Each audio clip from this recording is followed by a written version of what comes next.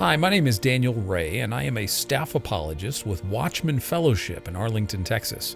I'm also the co-editor and co-contributor to the 2019 book, The Story of the Cosmos, How the Heavens Declare the Glory of God. And I am pleased to present to you this wonderful video presentation of one of the featured authors in our book, astrophysicist and black hole expert Dr. Sarah Salviander.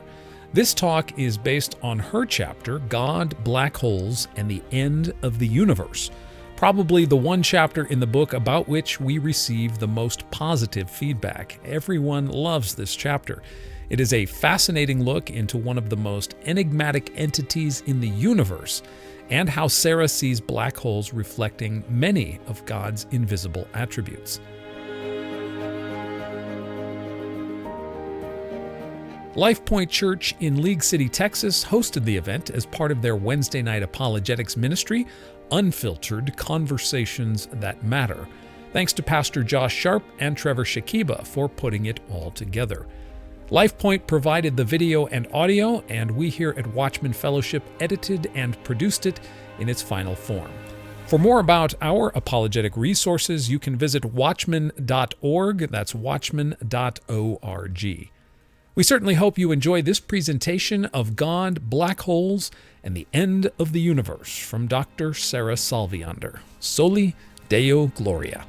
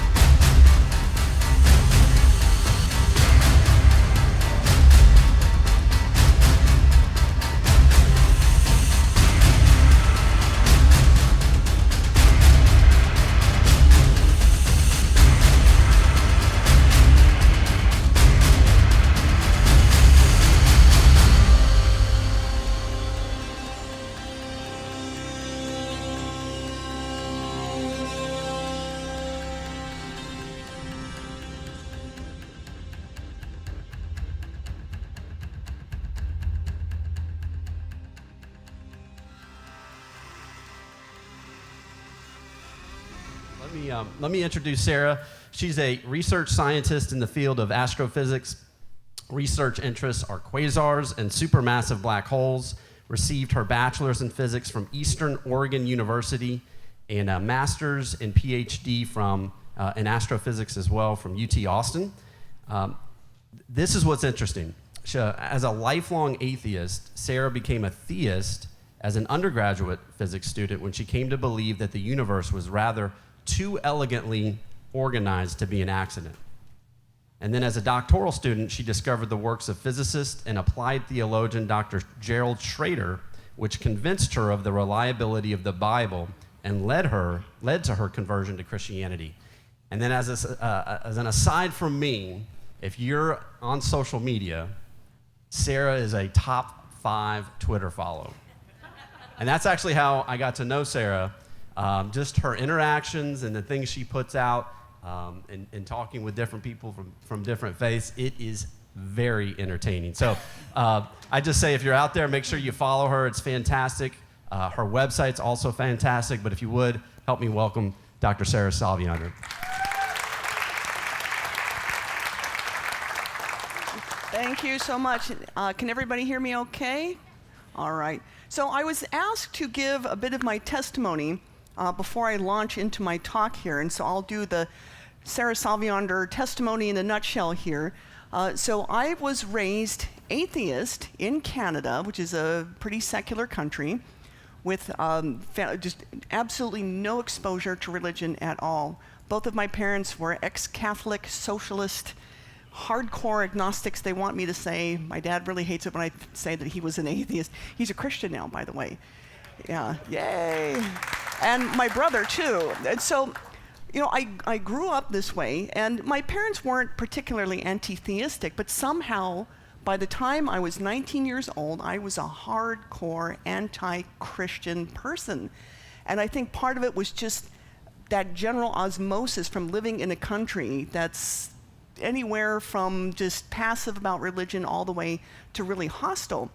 And so at some point, my dad especially became interested more in kind of libertarianism and introduced me and my brother to the philosophy of objectivism, the Ayn Rand philosophy, which I gotta say, as a teenager, it really appeals because it's all about being, you know, rational self-interest, and it's just like, okay, yeah, it's all about me, what I wanna do.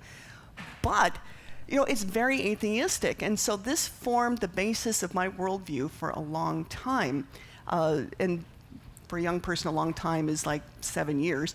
So in my 20s, I decided to move back to the United States, where actually I was born in Oregon, American by birth, grew up in Canada, came back to Oregon to go to university, get my degree in physics, and this was the point at which my atheism started to become unraveled. So in Canada, I think I met maybe 2 people who outwardly identified as Christians. I had no exposure to Christianity at all.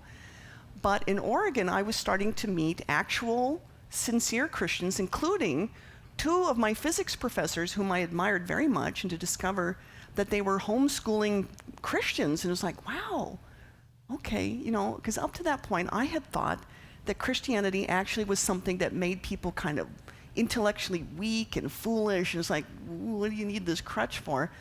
But learning that these very intelligent professors that I admired were Christian kind of got me intrigued. And so gradually I kind of ratcheted down from being this hardcore anti-theist to being just like, kind of just this agnostic.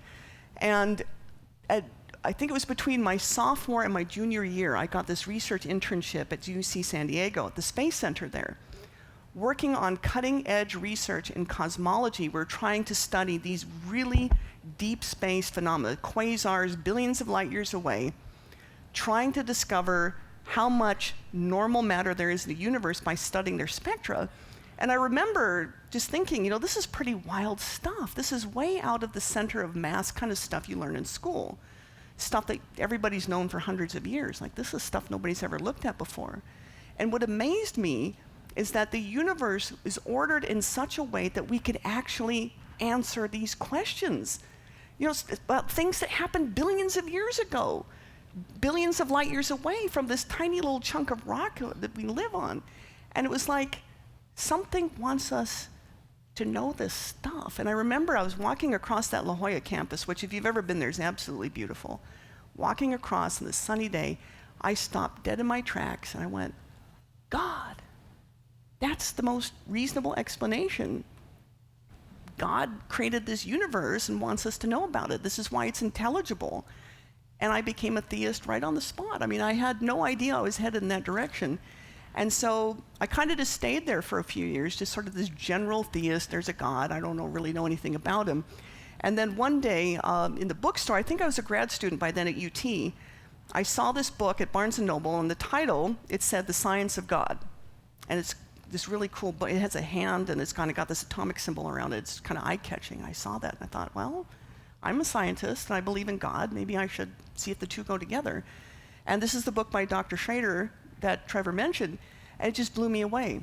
So he's an Orthodox Jewish physicist, MIT-trained nuclear physicist, but also a theologian, I guess kind of a rabbi, translates directly from Hebrew, and he showed how I could take Genesis very seriously, not allegorically, not as just a story, not as some kind of wild extrapolation, but to read it in a faithful way and to see how it melded with science. And I thought, oh my goodness, the God I believe in is the God of the Bible. And I went from there thinking, just kind of briefly, does that mean I'm supposed to pursue Judaism? But I realized, well, there's a whole other testament besides the Old Testament. And just by chance, at that time, when I'm thinking about this, we met a pastor from a Lutheran church in Austin, and I mentioned to him that I was kind of, I was reading the Bible, I was kind of interested in this stuff, and he said, well, why don't you come and take some classes? I started reading the New Testament, read Lee Strobel's book, The Case for Christ, which is a wonderful book, and as a scientist, I looked at this, I had to go where the evidence leads, and I realized this is the God of the Bible. I also believe in Jesus Christ because the evidence was so solid for that, and I decided to become Christian. I got baptized in 2006. I was still a graduate student at that time, and at that point I had been kind of on this trajectory to become a professor. I wanted to be a researcher, a professor in astrophysics, and gradually my focus changed more to becoming an apologist, to defending Christianity and science as going together. And this is mostly what I've been working on. I stayed at UT after I got my PhD for 9 years as a research scientist, lecturing wherever anybody wanted me to come, at universities, at churches, talking about science and faith. And it has become more and more kind of my full-time job at this point. I quit UT in 2017 so that I could devote more time to doing this. I still work as a research scientist at a private institute, which allows me to not have to publish on a schedule, but now this is mostly what I do. And then a couple of years ago, I met Dan Ray, who is one of the editors of this wonderful book that I'm going to promote to you. It's called The Story of the Cosmos, and asked if I would write a chapter for it. It's this wonderful book that combines science and philosophy and art to talk about basically Psalm 19, how the heavens declare the glory of God. And there's some great authors in here, including the Pope's astronomer, and William Lane Craig, which is a name you'll recognize. Paul Gould is one of the other editors. And I wrote this chapter about God and black holes, and that's what I'm going to talk to you about today. It's really just a synopsis of this chapter, which I really enjoyed writing for this book. And I encourage you, if you're at all interested, to go on Amazon and buy it. And I can say this with no self-interest. I got paid a flat fee to write this. I don't get a nickel anytime buys this book. I just think it's such a neat book that you really ought to get it. Okay, so let's launch into this talk. We've got the slide up here, okay. God, black holes, and the end of the universe. And I really had a good time writing this chapter. Okay, so when we talk about the end of the universe, people usually think, okay, when? When is that going to happen? But I'm telling you that it's a place and not a time. And in fact, there it is. Okay, does anybody recognize that thing in the night sky that's across there? Anyone want to blurt that out? The Milky Way, yeah. Absolutely beautiful. In the constellation of Sagittarius, and Dan's a real expert of the night sky. We're talking like August, September is the best time to see that? Summertime constellation, the Teapot. The Teapot, okay. So summertime, we've kind of missed the window on that, but it's absolutely beautiful if you can get to a dark place and see that. That is where the universe ends, okay? Do you want to see another, here, up close. Now, this is an artist's representation of what we think that end of the universe looks like. Anyone want to take a guess? I mean, you know the punchline, or it's a black hole. Okay, now again, I'll remind you, this is an artist's conception. We don't have any images like this of black holes, but just based on the physics, we're pretty sure this is what it looks like. Okay, and so what we're talking about here is a supermassive black hole, about 4 million times the mass of the sun. And we'll get more into that in a bit. So first, I kind of want to dispel some ideas here, of what black holes really are.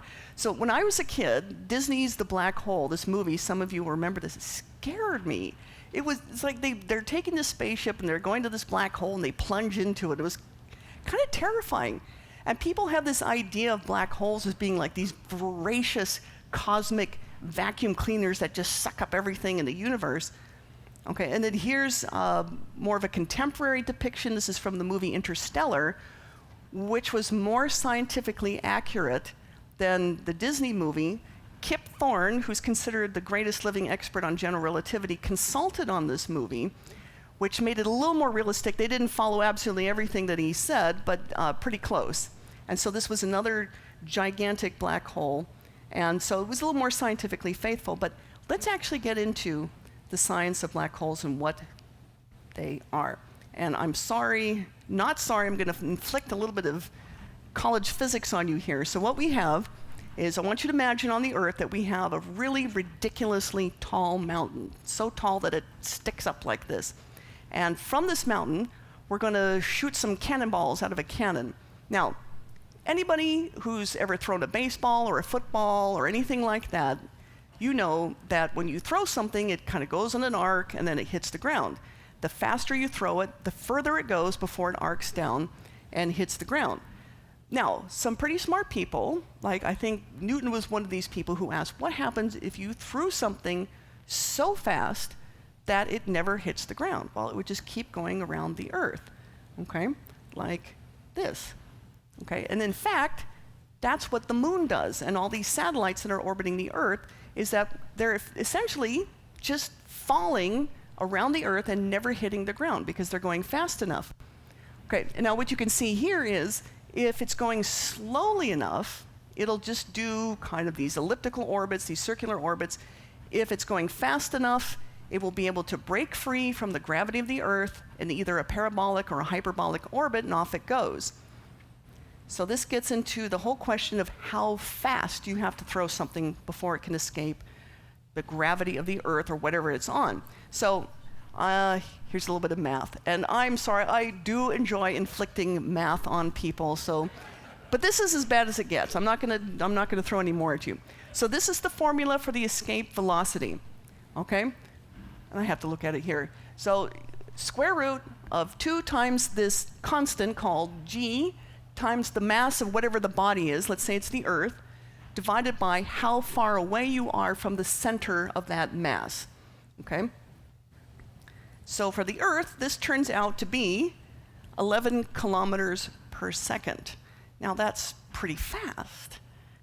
And I've had students at this point ask, well, how does anything actually leave the Earth like a rocket if you have to go this fast? Now this is just the speed with which, if you just had a major arm and you could throw something, that would just have to be that velocity, it leaves the Earth. Now the reason that rockets can leave the Earth is because they have fuel cells on them that continuously burn and keep going, going, going. This would be a one-time application of force, and off it goes.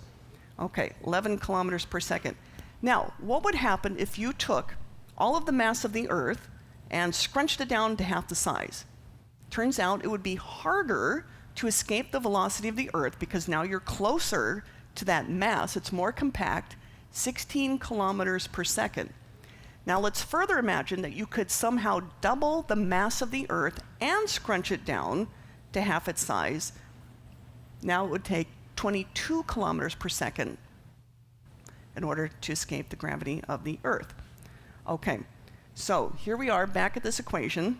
Let's just worry about these quantities here, just the mass and how close you are. And a very clever person named John Mitchell, who was a clergyman in the 18th century, he was also what was called a natural philosopher at the time, what we would call a scientist, thought, well, what would happen if the escape velocity of some body, let's think of a star maybe, was the speed of light? Now, as he's asking this, I don't think they had this idea back then that the speed of light was a cosmic speed limit.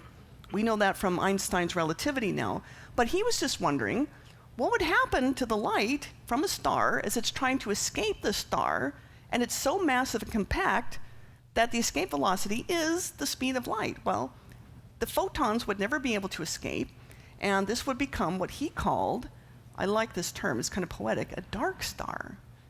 Okay, so really we can credit the first theoretical idea of black holes back to this guy, and he was a clergyman. I think that's pretty cool.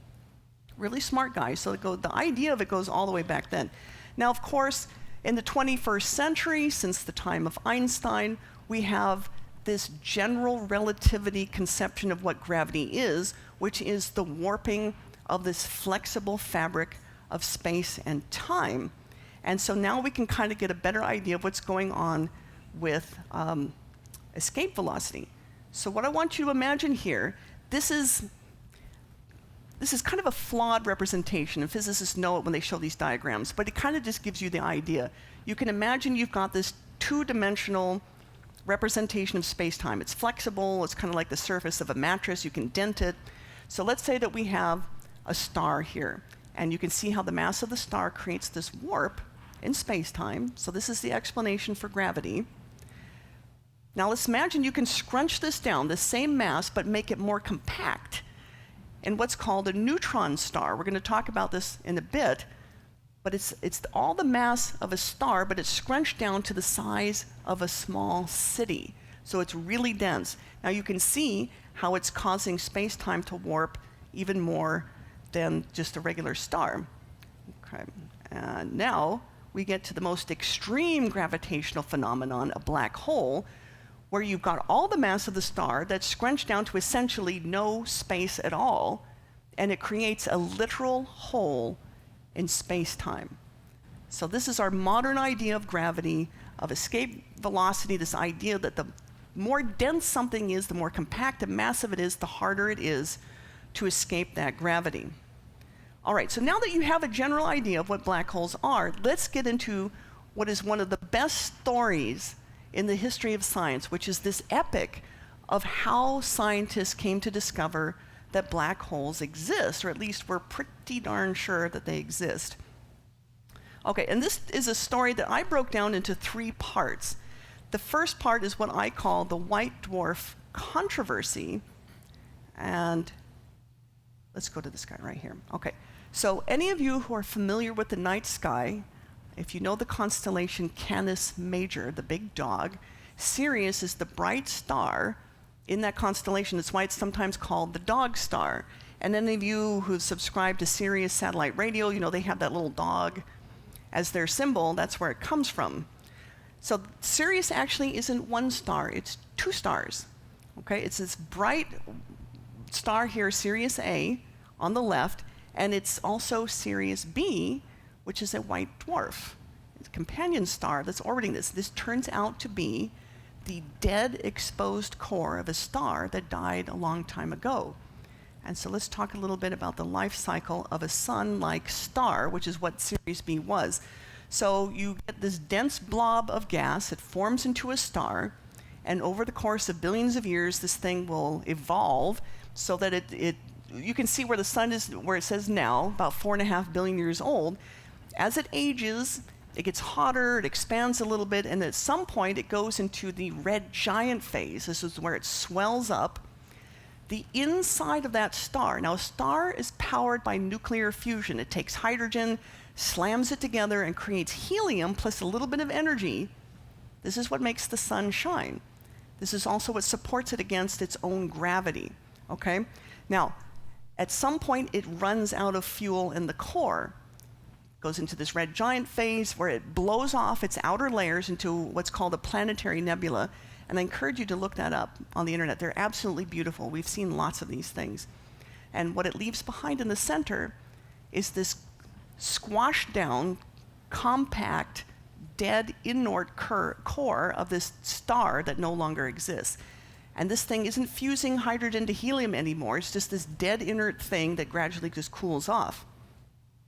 So physicists knew about these things. They knew about white dwarfs. They observed these things. They were trying to figure out, okay, how dense are these things? We need to figure out the properties of these white dwarf stars. Okay, here's the problem. This is what kicks off this controversy. So you take something like the Earth on the left here, which is just basically a rock in space. And if you could just take let's say a teaspoon of just Earth, you get a density of about 5.5 grams per centimeter cubed. So that's not very much. This is like a spoonful of rock or dirt or something. When scientists first estimated the density of Sirius B, whoa, this is the number that they came up with. It's ridiculous, okay? 86,000 grams per cubic centimeter. This is something like 700 pounds of material in just a teaspoon. This is just absurd. And so scientists are looking at this number and they're saying, well, this is ridiculous. What's going on with these things? The main problem is, how does something like that support itself against the crush of its own gravity? It should just crush down and completely disappear. And you can see why they have this problem, because again, as I mentioned, a normal star like the sun resists the crush of its own gravity with the outward pressure of that nuclear fusion in its core. It's super hot, millions of degrees, all of that radiant energy pushing out against the gravity, and so it remains in what's called hydrostatic equilibrium. And it's in this exquisite equilibrium for billions of years until that fuel runs out, and then crunches down to a white dwarf, and then what? Okay? Ordinary pressure cannot support a white dwarf against its own gravity. So here's the problem right here. What is keeping it from just disappearing into a black hole? So along comes, I'm going to see if I can say his name, Subramanian Chandrasekhar, and thankfully he went by the nickname Chandra, so that's what we're going to call him. So he became interested in this problem of what supports a white dwarf against its own gravity. So he had read some physics, and somebody had come up with this idea, this physicist named Fowler, the idea that was relatively new at the time, this is kind of in the early 1900s, that you have these quantum mechanical effects that actually support the star against its own gravity. Something called electron degeneracy pressure, and really just in layman's terms, that just means that electrons don't like to be scrunched too close together. You try to push them together and like, hey man, back off, and they exert pressure on each other, and that is what supplies the pressure, supposedly, against gravity. Now, in order to see if that actually was the case, to work through the mathematics of that, required Chandra to combine quantum mechanics with Einstein's special relativity, which no one had done yet. Turned out to be very difficult. But he actually had faith that this could be done and that it should be done, and he ground through those equations. And okay, so here's a little visual representation of this, and he actually figured it out. Okay, and he came to England to work with some very prominent astrophysicists to work on this problem, figured it out, he published it, and what he discovered is that there was a limit. So this worked. This electron pressure would support a star against gravity, but only to a point. And that limit was about 1.4 times the mass of the sun. So great. As long as the star has less mass than that, it won't disappear into some horrible, mysterious thing. Okay, so let's talk about this guy right here. This is Sir Arthur Eddington. Chandra came all the way from India to England specifically to work with him. He was not only a great astrophysicist, he was considered the astrophysicist of the time. Okay, I think he was the astronomer royal at the time. And although he admired Chandra's work, he absolutely hated this idea of a star being crushed down to nothing, and that the only thing that stood in the way of this was this weird quantum mechanical effect. And so this quote, "Various accidents may intervene to save the star, but I want more protection than that. I think there should be a law of nature to prevent a star from behaving in this absurd way." Wow, really smart guy, highly respected, but this was such an unscientific attitude. And so part of the reason that I wanted to include this story in this book was to show a lot of people have this very idealized notion about scientists, that they were rational, you have the lab coat on, we always go where the data lead, no emotions. Well, that's not true. I mean, he clearly had an emotional reaction to this. He just philosophically hated this idea. And so there was this epic dust-up between him and Chandra, and it turns out that there were a number of prominent physicists at the time that actually were on Chandra's side, like we agree with you. We think this is what the physics says. We think we ought to pursue it, but they didn't really want to go against Eddington because he was the most powerful scientist at the time. And it was this horrible conflict, and it was so traumatizing to Chandra that he actually ended up going into a completely different topic area in physics. He just, after he solved this problem, off he went. And so what this shows you, and this is a good place to talk about this, the 4 barriers to human understanding. And we see this over and over in the history of science. So these are limited perspective. You know, we're just these finite, tiny creatures on this speck of dust in the cosmos. Of course we're going to have a limited perspective on things. Misleading emotion. And if you think scientists don't have emotions about their work, oh my goodness, you really ought to hang around with some scientists. It is a very emotional thing. I have seen some epic fights, I'll tell you. Intellectual inertia. So this is just this idea, well, this is the ideas I grew up with and I don't want to change. And then just good old pride, the lack of humility. Okay, so keep that in mind as we move along. So part 2, more bodies in the stellar graveyard. So we already know about white dwarfs. This is one end that a star can come to. So what happens if you exceed this limit? Scientists knew at the time, astronomers knew that there were more massive stars in the universe. Betelgeuse. I think most of you know Betelgeuse. It's that really pretty red star in the shoulder of Orion. Well, it's about 12 times the mass of the sun. That's way beyond that Chandra limit of 1.4. So what happens to a star like this when it dies? Okay, so along comes this fellow, James Chadwick. So just around this time that people are starting to think about this problem, we have James Chadwick discovering the neutron, which is another nuclear particle besides the proton. It's got no charge. That's why it's called the neutron, as opposed to the positively charged proton. It's got about the same mass. And so there was this idea that, and there's this kind of eccentric astrophysicist named Fritz Zwicky. I encourage you to look him up. He's a real oddball character. He came up with this idea, well, what if a star, when you have this white dwarf and exceeds this Chandra limit, gravity crunches it down even more, the protons and the electrons that are in there combine to form neutrons, and you basically just have a big ball of neutrons. Well, it turned out to be correct. It was a great idea. So the idea is that neutrons, like electrons, also have this resistance to being squished together. You have this neutron degeneracy pressure. That just means they don't want to be too closely compacted. And so that would provide the outward pressure to resist the crush of gravity. Okay, hooray. But is there a limit?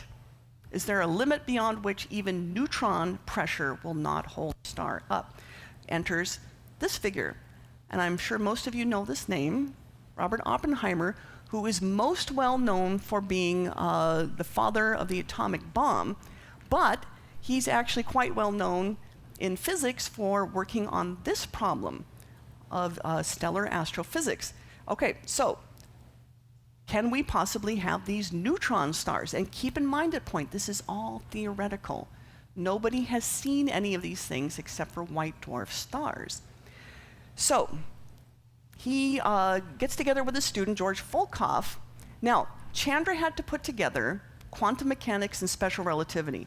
In order to solve this problem, Oppenheimer and Volkoff had to put together quantum mechanics, the much more difficult general relativity, which was the bigger theory of relativity, and at the time what was the poorly understood nuclear force to try to solve this problem. My goodness. And to understand what an epic undertaking this was, you have to keep in mind at the time they did not have supercomputers like we have now. So to grind through these horrible calculations, we can just feed it into a supercomputer. So, or just even MATLAB. Any of you who are students who've worked on this kind of stuff, in you go, or Maple. They were grueling, they were done by hand. The only way you could do that in a human lifetime was to simplify. So you would look at the math, you'd say, okay, what parts of this can we just exclude, can we not worry about? That there's such minute details it's not even gonna matter. And it required intuition. Now, Oppenheimer actually had quite good intuition. He seemed to know which parts of this he could just ignore. And so that's how he and Volkoff worked. and they came up with a solution. And they found that neutron pressure could indeed support a star from collapsing in on itself, but only to a point. 3 times the sun's mass was the limit. Okay. Again, this is a problem. Why? Because we know that there are really massive stars out there. Now, it is known that stars do puff off a lot of their mass as they're dying, either through the supernova process or the last stages. They're ejecting their outer layers, but they would have to eject, like in the case of Betelgeuse, 9 times the mass of the sun before it died in order to not exceed this limit. That doesn't seem likely. So, is there another type of body in this stellar graveyard beyond the neutron star if you have something like Betelgeuse collapsing in on itself? Okay, so to solve this problem, Oppenheimer recruits another student, Hartland Snyder. They get to work on this, and they figure it out. But here is where their faith is broken. And the faith I'm talking about is faith in the laws of physics, faith in mathematics, that when you get a result, and let's say you're pretty confident in the simplifications you've made, you're pretty confident that you worked through the math correctly, and you look at the result and you go, nope, I can't believe it. And that's what happened. They looked at the result and they just said, nope, don't believe it, and I'll show you why. And in fact, many physicists at the time looked at that and said, nope, too weird, and I'll explain what happened. The problem was that they realized, due to the extreme gravity involved in this kind of a collapse, that you would see 2 entirely different things as this star collapsed on itself, depending on where you were looking from. Okay? So, a distant observer, let's say someone here on Earth, let's say you've got a powerful telescope, you just happen to point it in the direction of a star just at the moment that it's collapsing. Okay? And what is it that you see? Is that the collapse, as it's collapsing, it appears to slow down, and then it just is frozen in time at some point, and it just kind of hangs there. And it was for this reason that a Russian astrophysicist called these things frozen stars, which I think is a really poetic name. It's really cool. The problem is that according to these equations, that if you were a hypothetical observer on the surface of the same star, what you would see is that this thing would accelerate in its collapse as you're riding down on this thing, and it would disappear.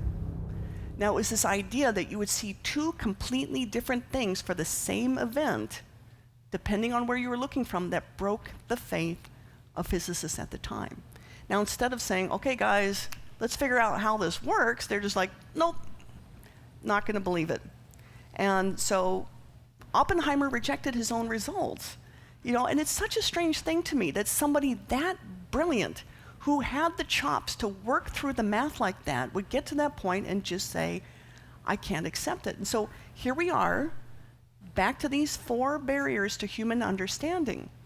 Now, there's an interesting twist on this. Now, Oppenheimer, ethnically Jewish, raised with the teachings of the Old Testament, had become kind of enamored with Hindu mysticism, and it had influenced him to the point that his friends would talk about how for him there was this veil of mysticism that kind of obscured the boundary between what we can see and what we can't see, and how this influenced Oppenheimer to the point that he couldn't pursue this physics where the evidence was leading. And so there's this quote by his friend and colleague, Robbie, who said, "Some may call it a lack of faith, but in my opinion, it was more a turning away from the hard, crude methods of theoretical physics into a mystical realm of broad intuition."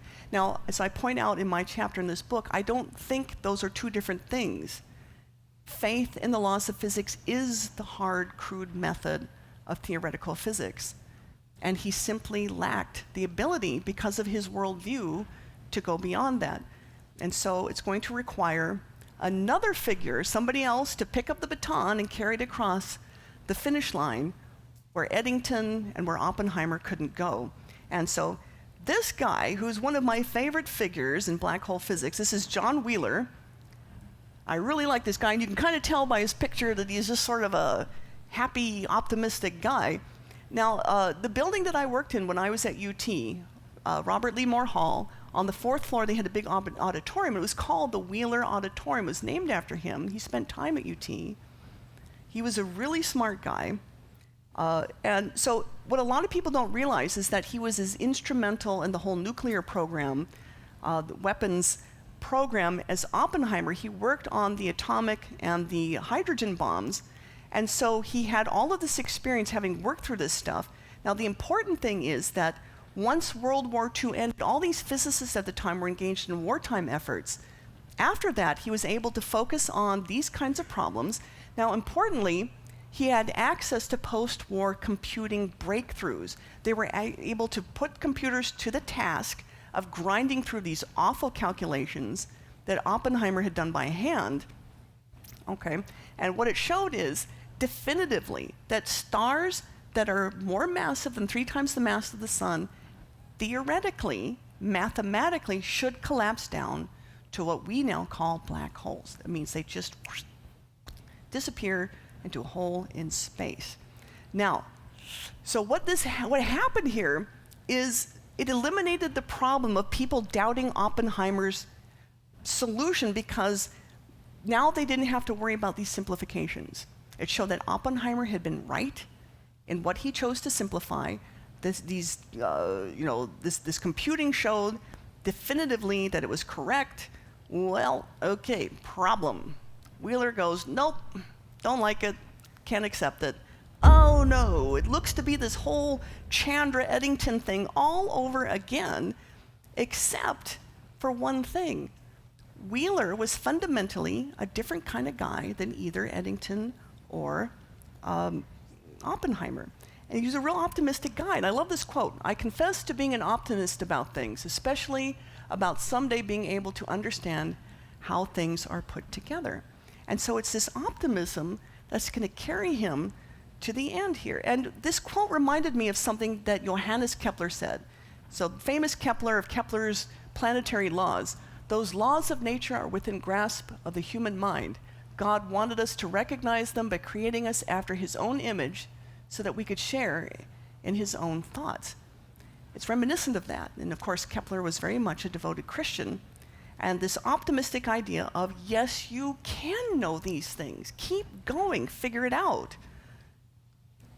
Okay, so advanced computing, and more importantly, a resolution to that weird paradox about you get 2 different observers seeing 2 entirely different things, is what finally convinced Wheeler that this was worth pursuing, that it was probably correct.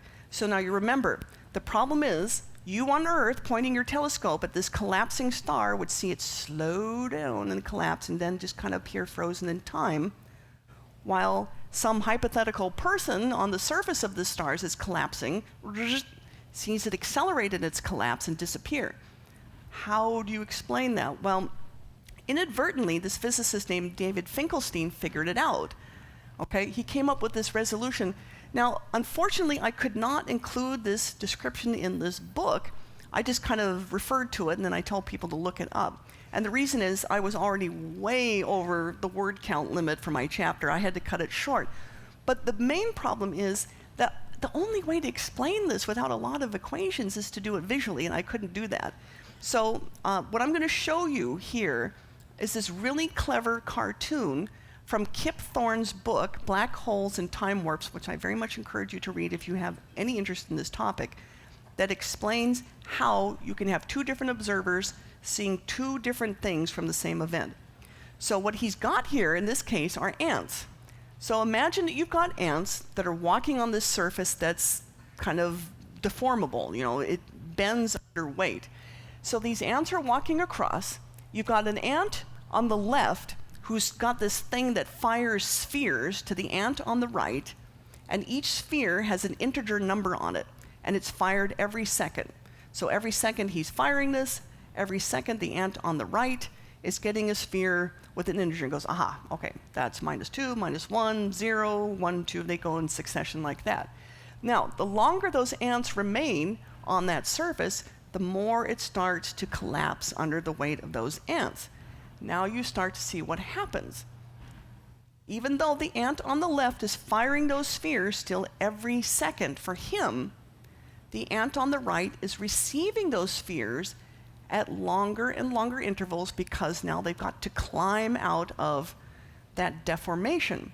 So it becomes more severe with time. You see how those spheres for the ant on the left are still being fired every second, but the ant on the right is getting them at longer and longer intervals until you can imagine this thing finally collapses under the weight of those ants. This is very hypothetical, and let's say that it forms a singularity.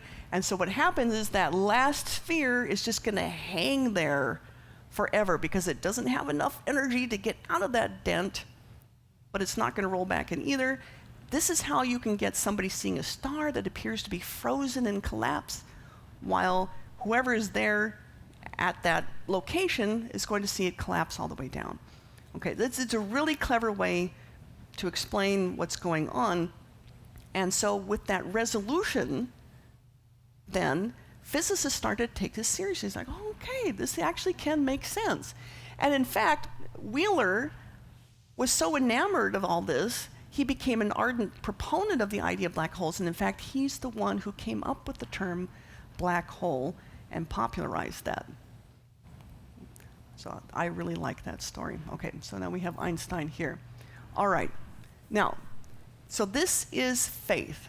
This is the kind of faith that absolutely does operate in science. And Einstein says it so well. The eternal mystery of the world is its comprehensibility. The fact that it is comprehensible is a miracle. Okay, and he's right. There's no reason that an accidental universe would have to make sense to us, would have to reveal itself to us. Not every worldview says that. There are other worldviews that say we can't know things about the universe, but the biblical worldview does say that. Okay, and so here we refer to Psalm 19, verses 1 through 4. The heavens declare the glory of God, the skies proclaim the work of his hands. Day after day they pour forth speech, night after night they reveal knowledge. They have no speech, they use no words, no sound is heard from them, yet their voice goes out into all the earth, their words to the end of the world. I love that passage from Scripture. It's this idea that the universe is practically calling out to us to explore it and will tell us something about its creator.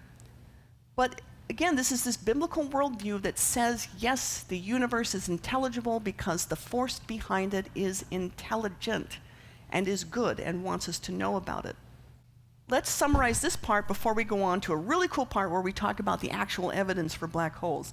Okay, so we started with this epic of the physics of stars. What happens when stars die? They collapse, white dwarfs, neutron stars, and finally black holes.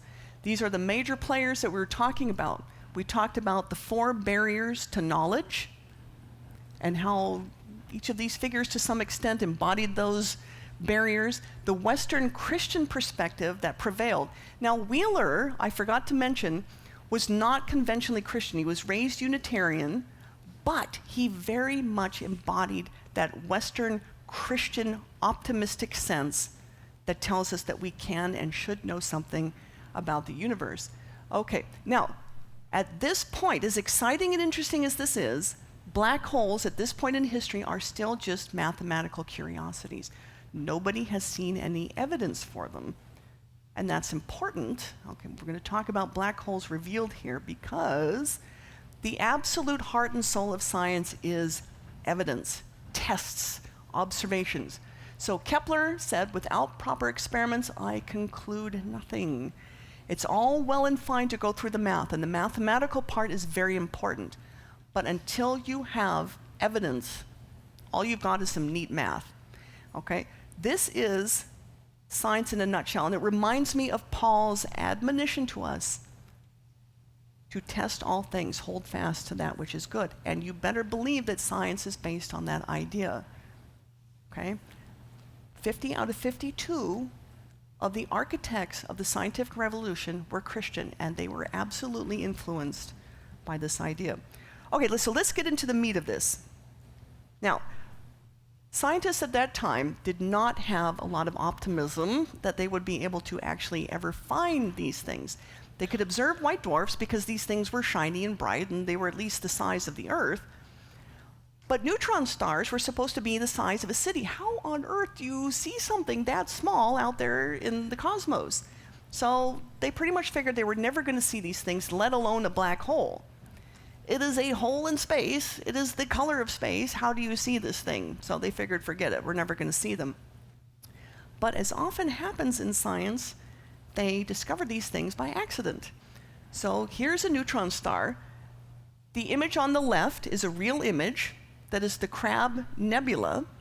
That is the nebula. That is the remnants of a star that went supernova, exploded off its outer layers.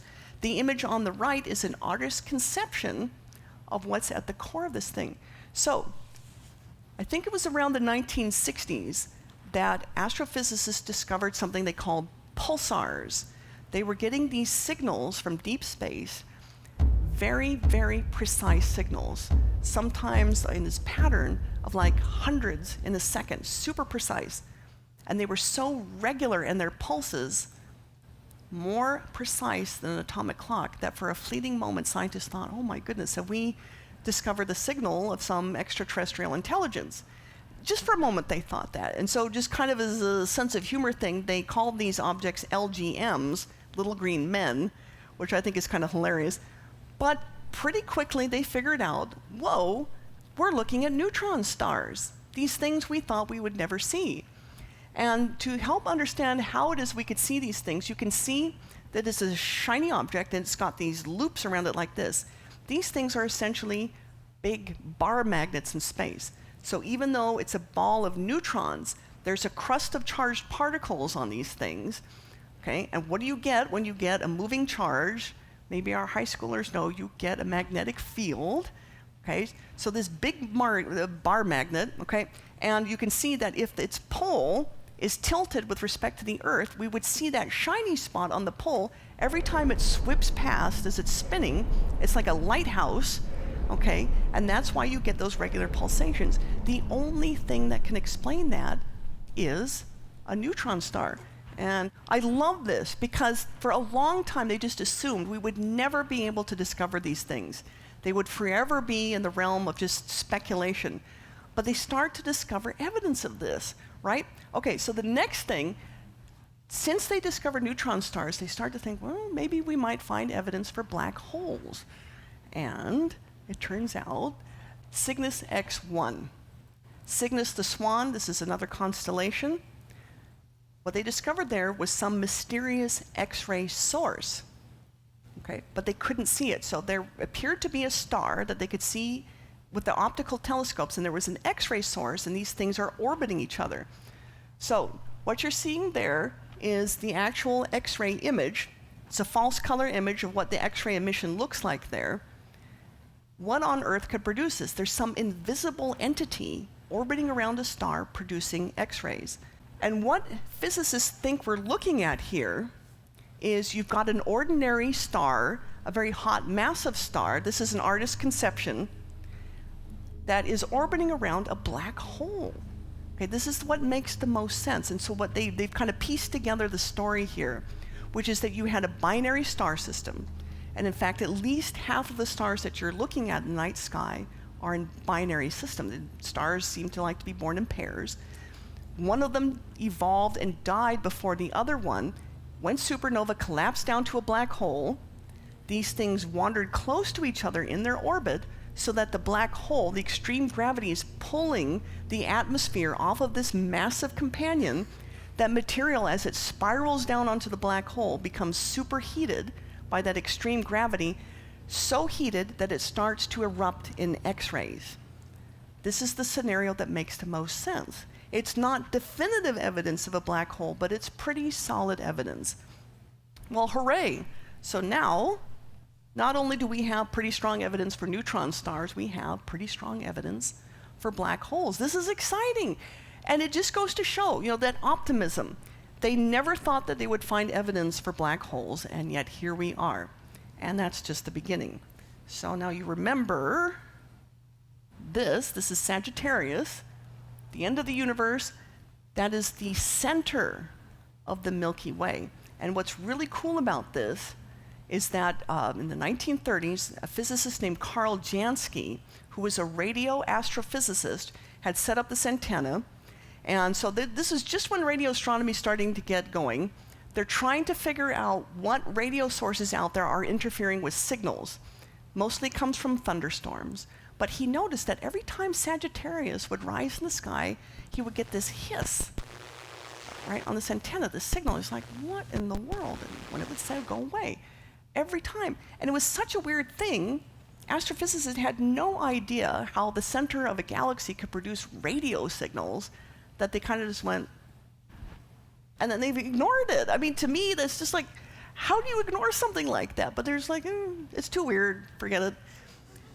But then along comes this guy, and I love this guy. I mean, look at his face. He's kind of a character. He's a little bit of a nut. Grote Reber, he's an engineer. He's not an astrophysicist at all, but he's so interested in radio astronomy that he builds and sets up his own radio telescope in his mother's backyard. And I'm not sure if that was it, because he built other ones, but that's one of them. And so he set out to map the sky in radio emission. So here's one of the maps that he made. This is 2.085 megahertz, all of these sources that he could detect in the sky in radio. Okay, and so it looks kind of like one of these topographical maps. So the inner concentric circles, that's more intense radiation, and then it goes out from there. But nobody knew what this stuff was. It's just radio stuff coming from the sky. What is going on? And when astronomers started pointing their optical telescopes at some of these sources, what they saw, they look like stars. There's just these point-like objects in the sky. I was like, what? Now, we've looked at countless stars with telescopes. None of them have ever emitted radio waves. Like, what is going on? And I'll point out here, radio is a part of the electromagnetic spectrum, just like optical light. You've got gamma rays, X-rays, visible, all this stuff, all the way down to radio waves. These are very low energy waves. But what are they? So because they look like stars, but they weren't, they called them quasi-stellar, and they're radio sources, so they just shortened that down to quasars, which sounds really cool. But what they did was they pointed these optical telescopes at them. They took spectrum. They took a spectrum. Now, spectrum is what shows what elements are in an object. Okay, so they think, could it be a star? Well, here is the spectrum of a star, a hot star. So what you're seeing is this kind of continuum of radiation, and those dips in there correspond to elements in the atmosphere of those stars, absorbing some of that light. So you can tell, these are like fingerprints. You can tell what elements are in an object by looking at a spectrum like this. Here is a spectrum of a galaxy. So we know what those look like. And it's just aggregate emission from all of the billions of stars in a galaxy. They add up to look like that. Okay, here is the spectrum of a quasar. What is that thing? That does not look like a star. That does not look like a galaxy. What is it? It's got all these spiky emission lines. We have no idea what this thing is. And worse, if you measure the wavelengths of those spikes, they don't correspond to any known elements on Earth. It's like we're seeing this weird thing, and it's elements we've never heard of, and for a long time, nobody could figure out what was going on until this guy came along, Martin Schmidt at Caltech, who finally realized that some of those spiky lines there were actually very ordinary hydrogen emission lines that were all shifted to the right by 16%. So they finally figured out, okay, here it is, those hydrogen emission lines. The punchline is that these turn out to be objects that are incredibly far away. They can tell that because the lines have been redshifted. It's kind of like a Doppler effect. Because these things are so far away and they're receding from us at so fast a rate that the light, by the time it gets to us, is shifted to the red part of the spectrum. Okay, that meant they were very far away, and the fact, like billions of light years away. And to be that far away, and we can still see them, means they must be incredibly bright. And in fact, scientists inferred that these things, whatever they were, these blobs in space, billions of light years away, must be like 1,000 times brighter than an entire galaxy. What are these things? And they figured out that the only thing that could power something like that was not only a black hole, but a gargantuan black hole. Like a black hole the size of a solar system that weighed millions or billions of times the mass of the sun. Crazy, but it's the only thing that works. So now they start to point more sophisticated radio telescopes at these things, and this is what they saw. Now it's kind of hard to see, but you've got a dot in the middle, and then you've got what looks like a flamethrower coming out of these things. The length of those things is hundreds of thousands of light years. What you've got is a black hole that's got jets of plasma coming out hundreds of thousands of light years. This thing is unbelievable.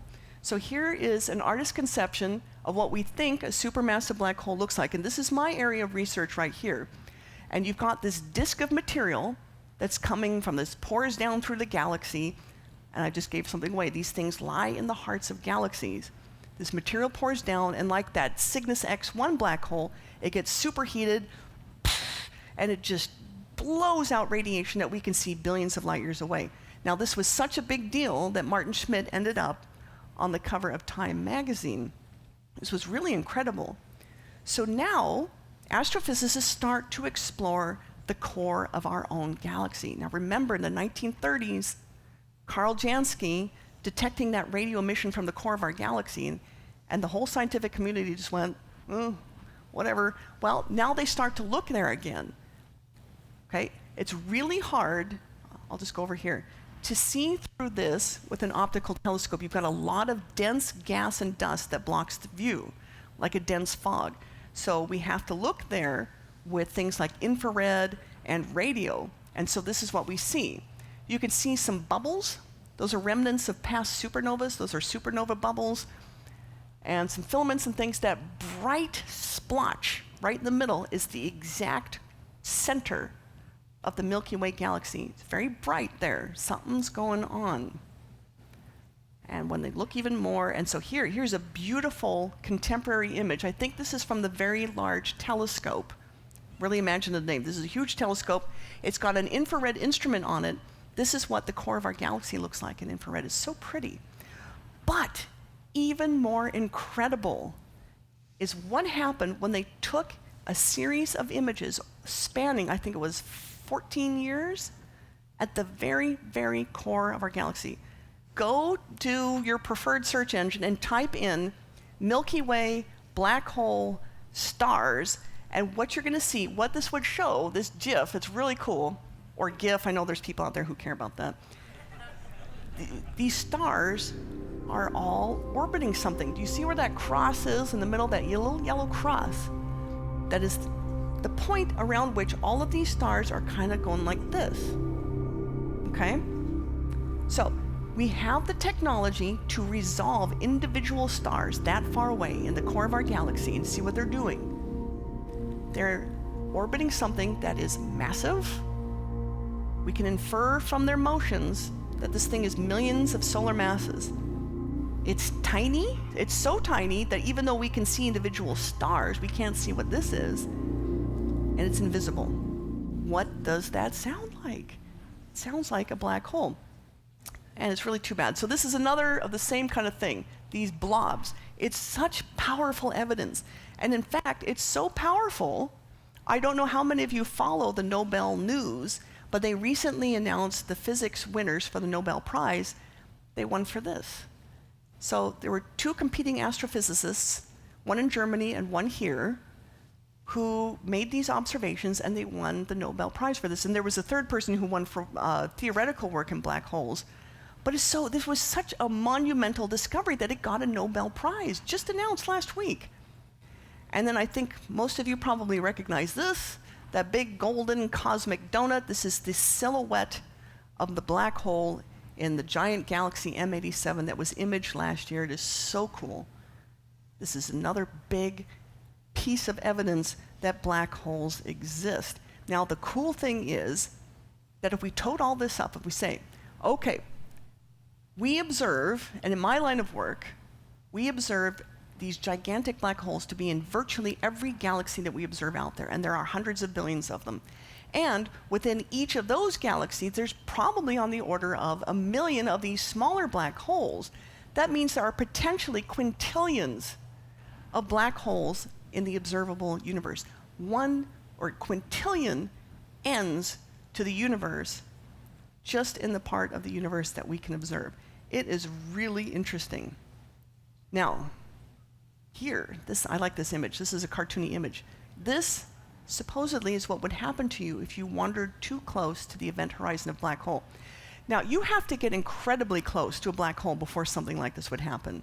If you replace the sun with a black hole of the same mass, except for the loss of light, we would never know the difference. The Earth and all the other planets would just keep orbiting. You have to get super close before you would have no chance of escape. But you get too close to a smaller black hole like this, you get what's called spaghettified. Those tidal forces, that's the difference in the gravities, you get closer and closer, would just rip you apart.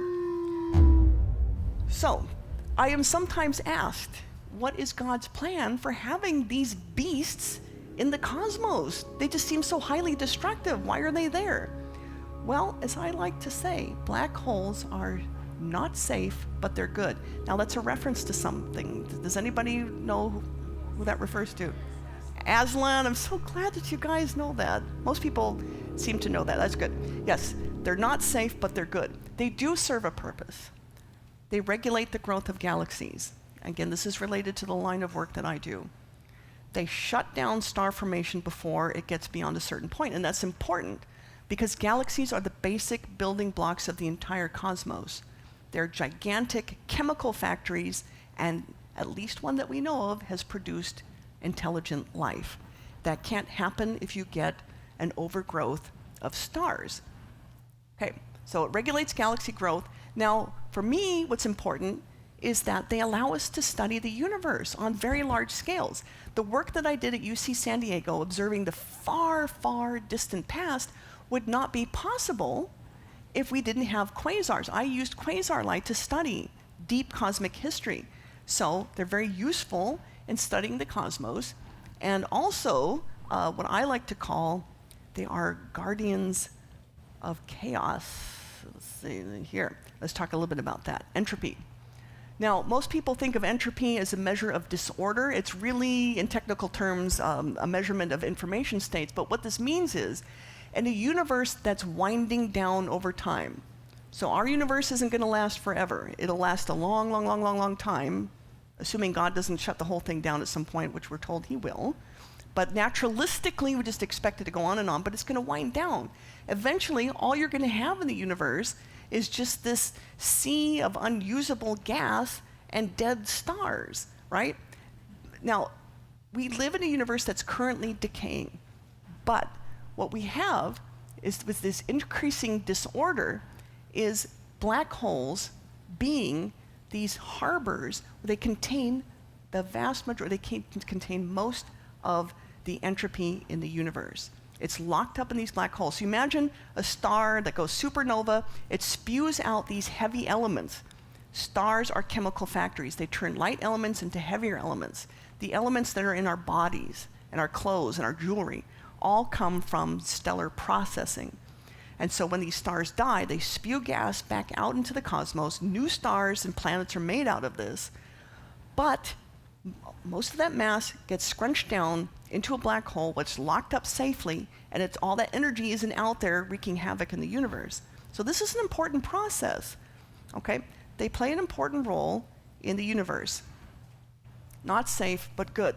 And for me, this part here is a faith strengthener. Now, ever since the Big Bang, atheists, they really don't like this idea of a universe with a beginning. It's a little too close to Genesis. That's a whole different topic. But it's really interesting. A lot of Christians don't realize that atheist scientists actually don't like the Big Bang. It's too much like Genesis 1:1. So they try to find ways around it. And one of those ideas is an oscillating universe. Well, maybe the Big Bang was just one in a series. The universe goes bang, it expands for a while, and then it crunches back down. It goes big bang, big crunch, big bang, big crunch, the oscillating universe. And maybe it's been doing that forever. Well, the problem with that is, with all that entropy, all that disorder in black holes, if the universe crunches back down again, it can't go back to the low entropy state that it started with. With each successive bang and crunch, the universe would get more and more and more disordered until you would get maximum entropy, which is essentially the heat death of the universe, and there would be an end to that. So if this had already been going on forever, we would already be there. So for me, this just reinforces the idea that you cannot get around a beginning for the universe. All right. Okay, now, as I'm reading Kip Thorne's book, because it's just a wonderful history of all this discovery, and with that, that donut image, when that came out, I was so excited. I'm on social media and I'm talking about it. And these people are coming to me and saying, fake, it's not real, black holes don't exist. And I'm like, what? I start talking, well, what about this evidence and the math? And they're like, no, I don't believe it. And they were so resistant to this. It's like, who doesn't believe in black holes now? It's so weird.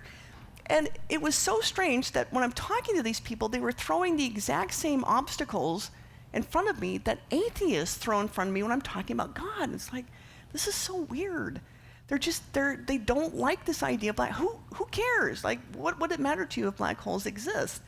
And I realized it's this desire that people have for the safe, the familiar, what you can see, what you can touch, right? Things that are just big and weird and invisible really seem to bother some people. But this whole black hole physics saga has told us that we can't think of the universe in those limited terms, the safe, the familiar, what we can see, what we can touch. It's just like God. I thought, God, black holes, there's a similarity there. Not safe, but good, right? Invisible, powerful. We can't see him directly, but we know he's there because of the effect that he has on other things. And I thought about, the whole weight of evidence that we have for God. Like, we have this whole chain of evidence for black holes. Well, the same thing with God. We have all of these evidences, all of these arguments that point very strongly in the direction of God, just like we have all of the math, all of these observations that point us towards black holes. And at this point, when I throw stuff like this at people, and they say, well, if God really wanted me to believe in him, why didn't he just make himself obvious? Why didn't he make it impossible not to believe? I get asked that all the time on Twitter. And honestly, it's not an unreasonable question if you've had no biblical teaching at all. But once you start to read the Bible, you realize that there is a very good reason for God's hiddenness. Just like there's an important reason to hide black holes, why they're so remote and invisible. Now, for God, his full glory is too dangerous for us to see. And we can see that in stories in the Bible. For instance, with Moses. And he tells them, you cannot see my face, for man shall not see me and live. It requires a safe distance. And you see these figures in the Bible, the ones who did actually have close encounters with God, like Isaiah and Moses and Samson. All of these people were completely transformed by being exposed to God, almost full force like that, right? So, in essence, that would remove our free will. That if we were to be exposed to God full force, we would have no choice but to believe. Now, why is that a problem? That is a problem because how would we know that we love God? How would we know that we chose God because we love him and because we want to obey him, and not just because he's so powerful that we're overwhelmed, that we would follow him, that the way that, an entourage would follow somebody who's incredibly rich and powerful, right? So this is important. It's for free will and it's for love. And God reveals himself just enough to protect us, but to keep our free will intact and to know the reason that we chose him. And so I saw this similarity between black holes, invisible, powerful, but safely removed from us. We'll never get close enough to a black hole to be destroyed by it. Okay? And in this existence, we don't come close enough to God to be completely overwhelmed by him. At a safe distance, preserving the free will. But we have so much evidence for black holes, and we have so much evidence for God, that really it's no longer like that leap of faith that Kierkegaard talked about. In his time, they didn't have all of these arguments and these evidences. They had to make that leap of faith. I choose to believe. Well, now it's more just like a little hop of faith. It's barely there. And I had someone on Twitter once ask me, what would it take for you to not believe anymore, to change your mind about your Christian faith? And I said, honestly, I would have to know less than I know now in order to disbelieve, because there's nothing that I can conceive of that would overwhelm that evidence that I have. And so I was really struck by that similarity between people who doubted the existence of black holes, could ignore all of that evidence, and the way that atheists would frequently throw up these barriers to believing in God. They were so similar. So let's go to the final summary here. Science, what I want you to take away from this is that science is a messy human endeavor. It's such a neat story, this black hole saga, but you can see scientists aren't always completely rational. They'll throw up their hands and say, forget it, I'm out, I don't like this. But as a whole, you've got this scientific method that carries the whole body of human knowledge along, and it seems to work pretty well. You've got these primordial barriers to knowledge that are overcome by really sticking to what I call an intellectual form of morality, which is the scientific method. Okay, we've got black holes, this whole saga of how we know they exist now. They're not safe, but they're good. They serve a purpose. And then I wanted to tie this in with God's hiddenness and why he hides his face from us. And I hope that has kind of answered some questions and given you stuff to think about. I do recommend that you get this book and also Kip Thorne's book, Black Holes and Time Warps. And that's the end of my talk, and I'm quite happy to take any questions.